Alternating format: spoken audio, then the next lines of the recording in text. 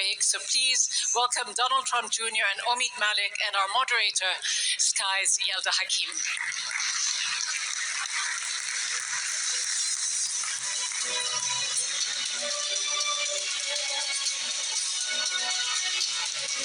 Thank you, and good morning. Welcome to this session. I know many of you have been eagerly awaiting this particular panel.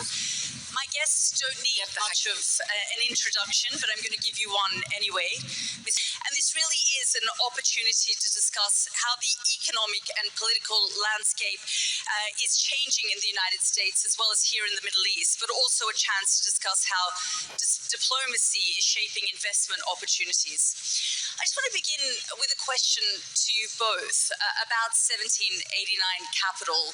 The focus is, a sort of America First investment, MAGA economy. You've called it patriotic capitalism. Could you guys just explain what that means? Yeah, sure. So first I'll start with the name. 1789 is a year that most people recognize as the French Revolution, where people's heads were cut off. But I feel like, in the United States, for us, it means something different. It's actually the year the Bill of Rights was introduced. And that's central to the way we think about everything. The Bill of Rights is a uniquely American document. It affords us certain protections. Countries similar to us, even like the United Kingdom, do not have a Bill of Rights, by the way. And Don and I came up with the idea for this fund really at the height of the Biden administration. And there were a few things that were going on that concerned us greatly. The first was what we felt was an unholy alliance between the largest corporations, mostly in big tech, with the federal government, in cahoots to basically undermine some of those constitutional protections, namely the First Amendment. Now, you saw this when factual counter-information was being provided around things like COVID and vaccines, and you were shut down. So there was an assault on the First Amendment, and we believed that was at the behest of a federal government under Biden. We were very concerned about that. And at the same time as well, you started seeing other people in the private sector not do anything about it. In fact, in the area we're in, which is venture capital or private investing, just the opposite was occurring. The most prominent venture capital firm at the time is called Sequoia Capital. They went and launched a China-only investment fund. And I like to joke, this is like if in the 80s a fund started a Soviet-only fund.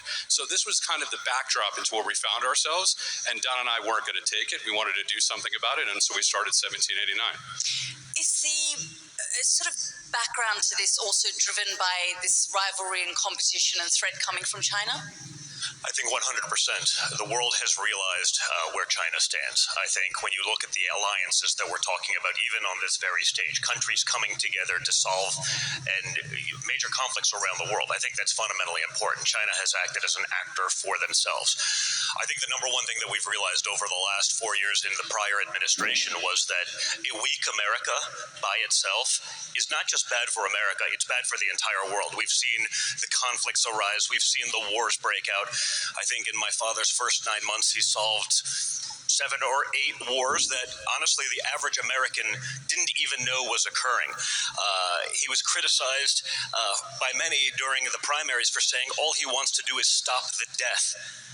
Think about that. Criticized for just wanting to stop the death, whether that's Ukraine, Russia, whether that's Gaza, whether it's Thailand, Cambodia, whether it's the stuff in Rwanda. Wasn't that always the most common solution? Wasn't that the holy grail of geopolicy? Getting wars to stop and stopping the death, and yet he was criticized, and we realized he was criticized because there's no money in peace, there's only money in war.